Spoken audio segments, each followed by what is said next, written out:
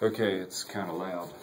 These are Nunchaku. I'm going to try and demonstrate the use of the Nunchaku for lesson number 1. If anyone cares to pick them up, I've learned that you take the Nunchaku, which is a small 10-inch pair that I have. They come in 10, 12, 14, and various sizes. And you take this Nunchaku here, and you get in a natural position, and you bow. And then you go to a horse stance, which means I have to move over because I'll be popping out of the screen. When you go to the horse stance after the bow, you grab the Nunchaku and hold them out, and then put them into the fist. That's a defensive position.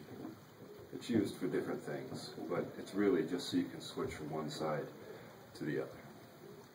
The Nunchaku, as you can see, have a string in the middle, 2 10-inch pieces of wood, about 1 inch in diameter.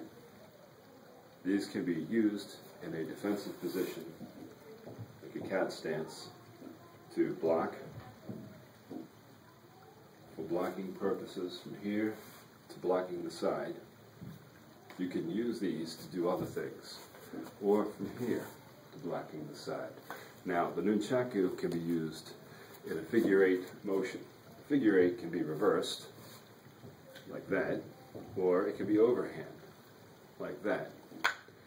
The circle position can be from the defensive position under the arm to a holding capture position. The circle position, of course, goes out, like that. So the Nunchaku go out, you lift up the arm slightly and capture, and then comes back in and you capture. That's the first technique. The other technique is you go outward with it, and you swing it on the outside, and then capture. So you swing it out and come back in.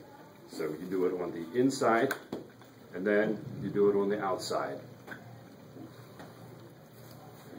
Then you come back up to the capture position. Inside, outside. This is the side position where you take it from the capture position to the waist area, down here. When you take it to the waist area, you want to block anything that might be open. So you want to leave your hand basically right there, so you can move with the weapon.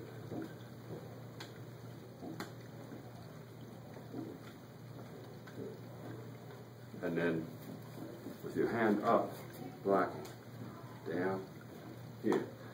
Keep the hands in, protect the ribs.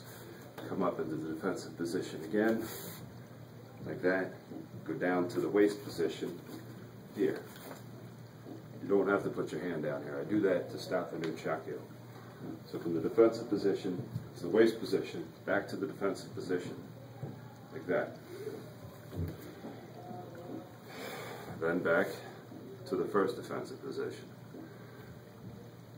The Nunchaku can be used for various bony parts of the body in defense against knives or clubs, sticks or things, bottles, stuff like that. They have a snapping motion, and they can move pretty fast, so that you don't even actually get to see them when you're moving them.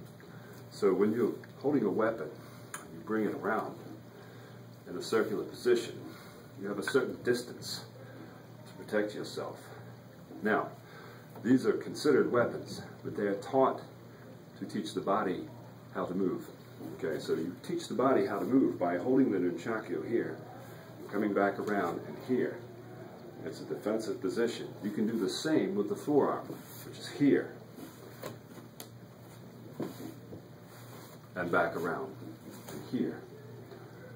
So you have the small forearm position, which teaches the hand to move like this, right?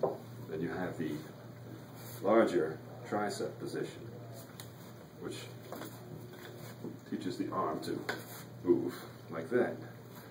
So when you're doing the tricep position,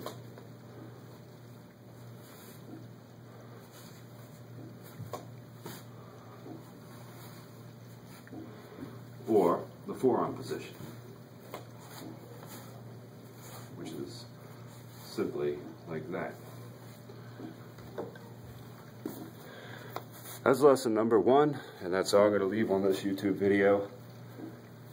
This will be the second YouTube video I attempted to make. There's so much noise upstairs. I don't even have a decent camera. I'm using a phone. And I am about 3.5 years out of practice.